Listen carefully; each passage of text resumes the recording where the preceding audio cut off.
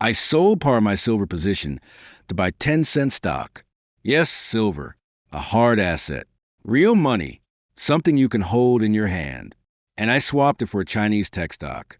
To some people, that sounds reckless. To others, it sounds like a major opportunity. So in this video, I want to explain exactly why I made that move, why I think Tencent is more attractive than silver at this moment, and what could still go wrong. Because this is not about hype. It is about capital allocation. Let me be clear first. I'm not saying silver is a bad asset. Silver still has an important role. It is both a monetary metal and an industrial metal, and over time it can help protect purchasing power when currencies are being weakened. In fact, I bought silver back in March 2018 at around $16 and 65 cents per ounce, and silver was recently trading around $84 and 70 cents per ounce on March 7th, 2026. That is a massive gain. So this is not me saying silver failed. It did very well. But silver still has one major limitation. It does not produce cash flow. It does not grow earnings. It does not buy back shares. It just sits there and waits for the market to price it higher. So for silver to make me meaningfully richer from here, I usually need one of few things to happen. The silver price has to keep rising. Fear in the market has to increase. Or investor excitement around precious metals has to come back even stronger. Tencent is different. Tencent is a real operating business. It generates revenue, profit, free cash flow, dividends, and buybacks. And that difference matters a lot. Because when I compare 1 ounce of silver to 1 share of Tencent, I am really comparing a static asset to a living business. And sometimes, the living business is a better bargain. The main reason is simple. Tencent looks like a high-quality business that is still not being fully priced like one. Tencent's 2024 annual results were very strong, and the momentum has continued into 2025 and 2026. Revenue reached about 660 billion renminbi, while profit attributable to shareholders climbed to roughly 194 billion renminbi, showing that Tencent remains one of the most profitable technology platforms in Asia. Several of its key segments are still growing. Domestic gaming revenue has rebounded strongly, driven by major titles such as Honor of Kings and Dungeon and Fighter Mobile. At the same time, international gaming continues expanding, supported by Tencent's global studios and investments in companies like Riot Games and Epic Games. Advertising is also becoming an increasingly important driver, especially with the rapid growth of WeChat video accounts and AI-driven advertising tools. Meanwhile, Tencent is heavily investing in the next technology cycle. The company has been increasing AI spending, cloud infrastructure, and data center capacity, spending tens of billions of RMB to position itself for the next wave of AI applications across its ecosystem. That is not a dying company. That is not a broken company. That is a business that is still compounding. And on top of that, Tencent has been returning enormous capital to shareholders.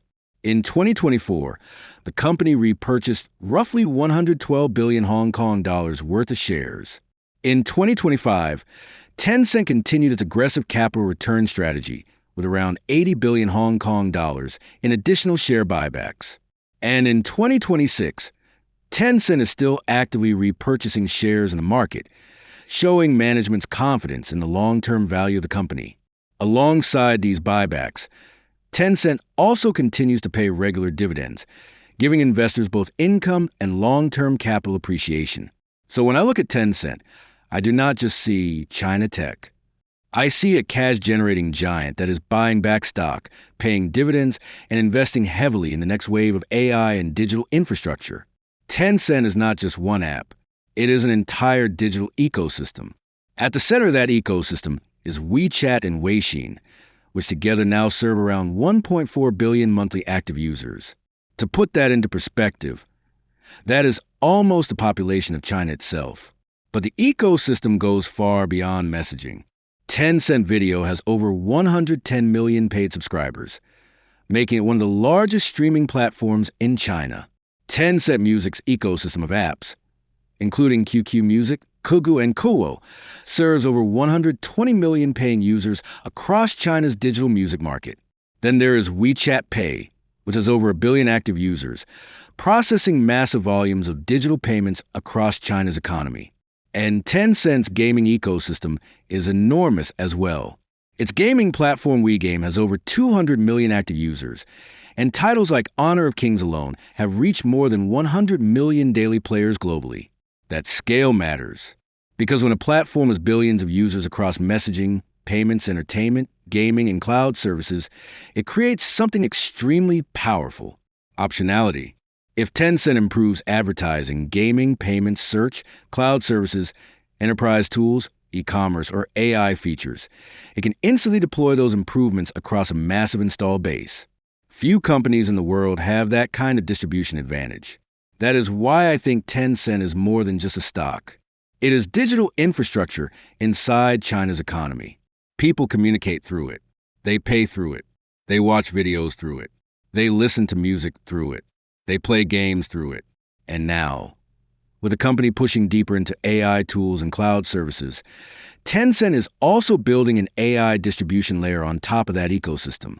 Silver is valuable, yes, but silver is simply a metal. Tencent, on the other hand, has a social network, a payments network, a content network, a gaming network, and now an AI platform, all connected to over 1 billion users. That is a very different kind of asset. This is where the story becomes even more interesting. Tencent is not sitting on the sidelines while the global AI race unfolds. Instead, it is quietly building an AI ecosystem that plugs directly into its massive digital platform. One of the latest developments is Tencent's OpenClaw AI initiative.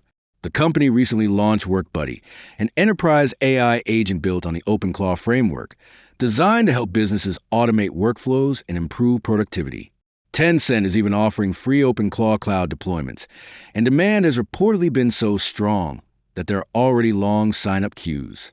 Several Chinese municipal governments are also supporting OpenClaw-related initiatives built on Tencent's infrastructure, which could deepen Tencent's role in public sector digital systems. That matters because this is not just another AI chatbot. If OpenClaw-based agents like WorkBuddy become common tools inside offices, government agencies, and enterprises, Tencent could become deeply embedded in how businesses actually operate day to day. And that could shape future revenue opportunities across cloud services, enterprise tools, and AI applications. But Tencent's AI strategy goes much deeper than a single product. The company is investing heavily in its Hunyuan large model series, which now includes models for reasoning, image generation, video creation, and even 3D content generation. One version of the model, Hunyuan 2.0, uses a mixture of experts architecture with over 400 billion parameters, putting it among the most advanced models developed in China. And Tencent is already deploying these models across its ecosystem. According to the company, Hunyuan is now used in more than 900 internal business scenarios, including WeChat, Tencent Meeting, gaming systems, and advertising tools. These AI integrations are already showing real impact. In recent results, Tencent reported that AI-driven improvements helped marketing services revenue grow more than 20% year-on-year, while gaming revenue also saw strong growth supported by AI enhancements. Tencent is also using AI internally. Its CodeBuddy AI coding assistant is now used by over 12,000 engineers and generates more than half of the company's new code, reducing coding time by over 40%. So this is clearly not a sleepy legacy internet company. Tencent is trying to turn its entire ecosystem into an AI-powered ecosystem. But here is the key difference. Tencent does not necessarily need to win the AI model arms race the way pure AI labs do, because Tencent already owns something extremely valuable: distribution. It owns user attention through WeChat. It owns payment infrastructure through WeChat Pay. It owns entertainment through gaming and video platforms. It owns enterprise services through Tencent Cloud. So instead of competing purely on building the single most powerful AI model, Tencent may win by embedding AI everywhere across its ecosystem: inside messaging, inside payments, inside enterprise tools, inside gaming, inside advertising. That is a very different strategy. And if it works, Tencent could become not just a tech company using AI, but a platform that distributes AI across an entire digital economy. This is where my silver to Tencent decision really comes from. Silver is a good asset, but a lot of the bullish case for silver depends on macro narratives: money printing, inflation, currency weakness, industrial demand, safe haven flows.